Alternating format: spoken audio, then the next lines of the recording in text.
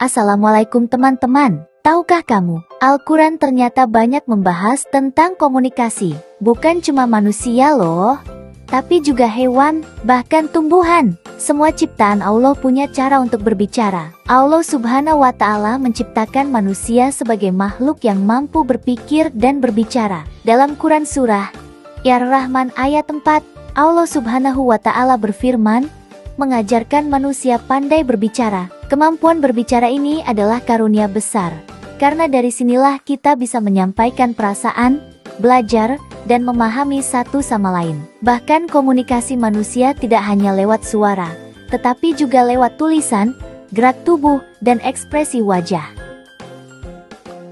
Tak hanya manusia, ternyata hewan juga punya bahasa mereka sendiri.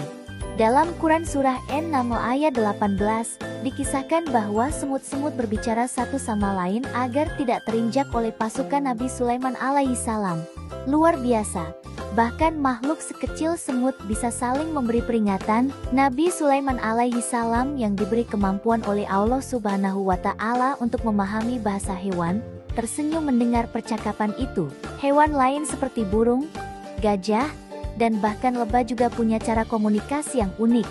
Lebah, misalnya, menari di dalam sarangnya untuk menunjukkan arah dan jarak sumber makanan kepada teman-temannya. Ini semua menunjukkan betapa luar biasanya ciptaan Allah Subhanahu wa Ta'ala yang memberi setiap makhluk kemampuan untuk saling terhubung sesuai kebutuhannya. Mungkin kita tidak menyadarinya, tapi tumbuhan pun sebenarnya berkomunikasi.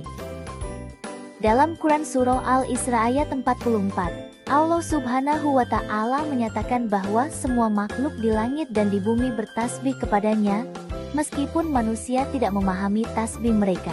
Para ilmuwan pun menemukan bahwa tumbuhan bisa mengirim sinyal lewat akar mereka untuk saling memberitahu tentang bahaya, saling berbagi nutrisi, dan merespons lingkungan sekitar.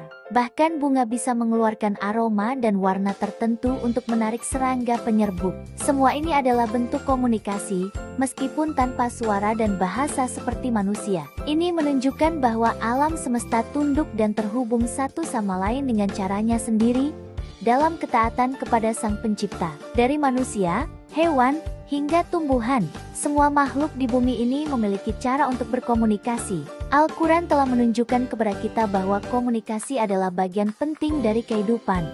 Dan Allah Subhanahu wa Ta'ala lah yang mengatur semua itu.